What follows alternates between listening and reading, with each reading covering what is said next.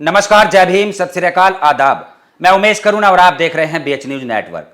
Bahujan Samaj party supremo Mayawati ji का एक भाषण बहुत ही ज्यादा पसंद किया जा रहा है, जो कि सोशल मीडिया पर चर्चा का विषय बना हुआ है, काफी सुर्खियां बटोर रहा है। जिसमें बहुजन समाज पार्टी सुप्रीमो मायावती जी ने 1977 की एक याद ताजा कर दी है।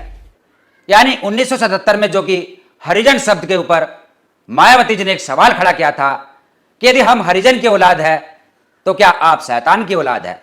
और वही बात जगाधरी में भी दोहराई गई। जैसे कि जगाधरी के अंदर इनेलो के एक बड़े नेता, यानी कि जिन्होंने वहां पर रैली के अंदर भाषण दिया और भाषण के दौरान उन्होंने वहां हरिजन शब्द का प्रयोग किया। हालांकि बसपा सुप्रीमो मायावती जी काफी नाराज हुई, लेकिन यहां गठबंधन है इसलिए इसको संभालना भी जरूरी था। और मैं फिर से बहन जी का यहाँ पहुंचने पे स्वागत करता हूँ, आभार व्यक्त करता हूँ कि आप लोगों ने एक कमेरे वर्ग का और एक कमेरे वर्ग के कमाने वालों का, हरिजन का और कृषि खेती करने वाले का और मेहनत करने वाले लोगों का एक ऐसा गठबंधन बनाया है जो सबके ऊपर भारी पड़ रहा है और निश्चित रूप से हरियाणा प्रदेश के अंदर विजय की पताका फहराने का काम करे। मायावती जी ने सवाल खड़ा किया और अपने भाषण के दौरान वह 1977 की याद दिलाई कि 1977 में जो कि कांग्रेस ने बाबू जगजीवन राम जी के नाम पर उनको प्रधानमंत्री का चेहरा बनाकर वोट लिया गया था और उसके बाद उनको प्रधानमंत्री नहीं बनाया था, जिसको लेकर दिल्ली के अंदर जनता पार्टी द्वारा एक बड़ा आयोजन किया गया था और मायावती जी उस समय लॉ की पढ़ाई कर रही थी और वह आयोजन के अंदर नौजवानों को भी आमंत्रित किया गया था, जिसमें बहुजन समाज पार्टी सुप्रीमो मायावती जी यानी उस समय जो कि एक छात्रा थी वह भी मौजूद थी। और उन्होंने सवाल खड़ा किया था जो कि वहां पर हरिजन शब्द का प्रयोग किया गया और मायावती जी उस समय भी काफी आक्रोशित होकर अपनी बात रखी थी। मायावती जी ने कहा था कि यदि हम हरिजन की औलाद है तो क्या आप शैतान की औलाद है। तो वहां पर जितने भी जनता पार्टी के नेता थे तो वो बार बार हरिजन हरिजन इस्तेमाल कर रहे थे। तो मैंने उनको कहा कि एक तरफ तो आप जाति तोड़ने की बात कर रहे हैं और दूसरी तरफ आप हरिजन कह रहे हैं। यदि हम इसको पॉजिटिव सेंस में लें तो हम तो हरि का मतलब ईश्वर, हम तो ईश्वर की औलाद होगी, तो बाकी लोग क्या शैतान की औलाद है। ये मैंने 1977 में जब मुझे उन्होंने ऑल इंडिया की तरफ से इनवाइट किया तो ये मैंने वहां पर बोला था। यही सवाल हमारे महापुरुषों ने, हमारे संतों ने उठाया था। कबीर साहब ने भी यही बात कही थी कि जो तू ब्राह्मण ब्रह्मणी का जाया तो आन बाट काहे ना आया, कि सभी एक जगह से आए हैं तो फिर क्यों किसी को हरिजन शब्द का नाम देते हो। यदि कोई हरिजन है तो क्या दूसरे लोग शैतान की औलाद है।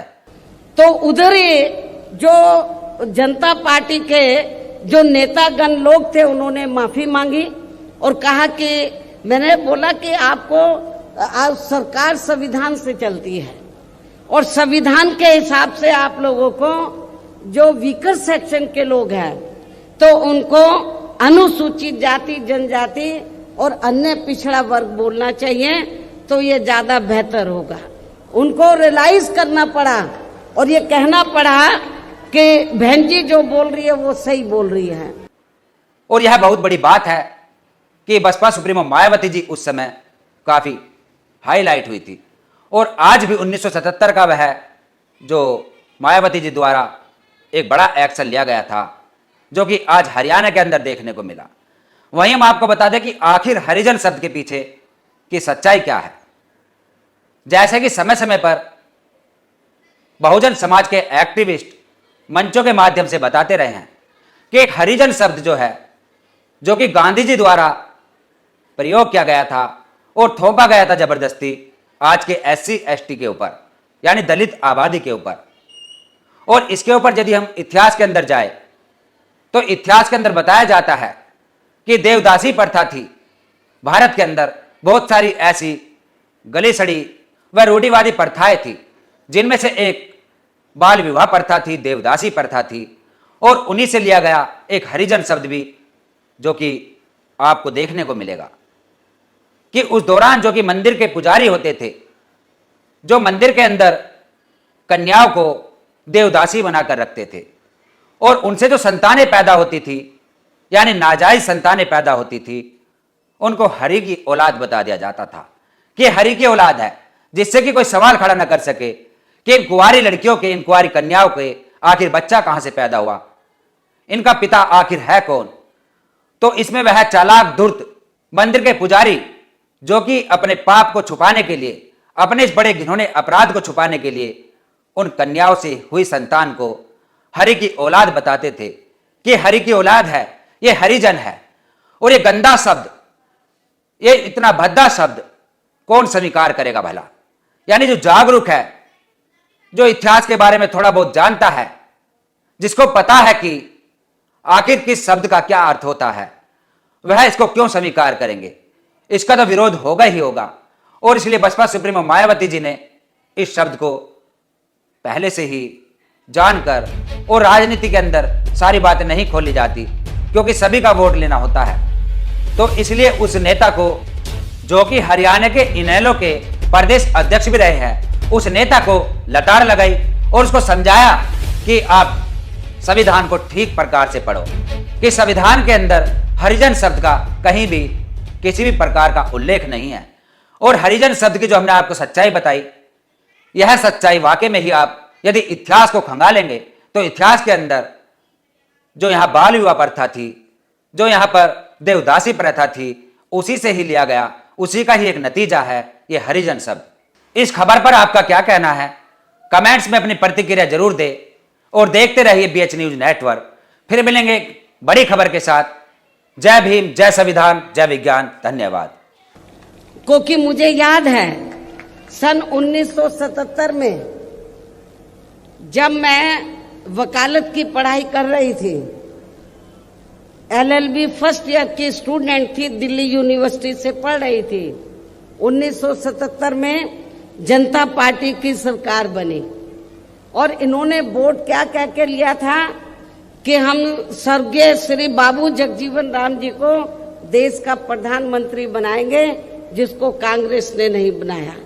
कांग्रेस ने भी नहीं बनाया जिनको, और जनता पार्टी ने भी नहीं बनाया 77 में। तो दलित वर्ग के लोग, अनुसूचित जाति जनजाति वर्ग के लोग पूरे देश में बहुत नाराज थे, खफा थे। तो उस समय उन्होंने दिल्ली में एक 3 दिन का जाति तोड़ो सम्मेलन रखा और उसमें ऑल इंडिया की तरफ से, तो यूथ की तरफ से, नौजवानों की तरफ से मुझे उन्होंने इनवाइट किया बोलने के लिए। और जब मैं उस सम्मेलन में बोलने के लिए गई तो वहां पर जितने भी जनता पार्टी के नेता थे, तो वो बार बार हरिजन हरिजन इस्तेमाल कर रहे थे। तो मैंने उनको कहा कि एक तरफ तो आप जाति तोड़ने की बात कर रहे हैं और दूसरी तरफ आप हरिजन कह रहे हैं।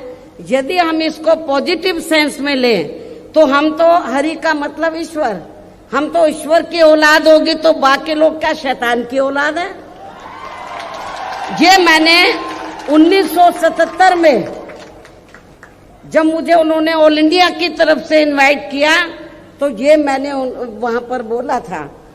तो उधर ही जो जनता पार्टी के जो नेतागण लोग थे, उन्होंने माफी मांगी और कहा कि, मैंने बोला कि आपको सरकार संविधान से चलती है और संविधान के हिसाब से आप लोगों को जो वीकर सेक्शन के लोग हैं, तो उनको अनुसूचित जाति जनजाति और अन्य पिछड़ा वर्ग बोलना चाहिए, तो ये ज्यादा बेहतर होगा।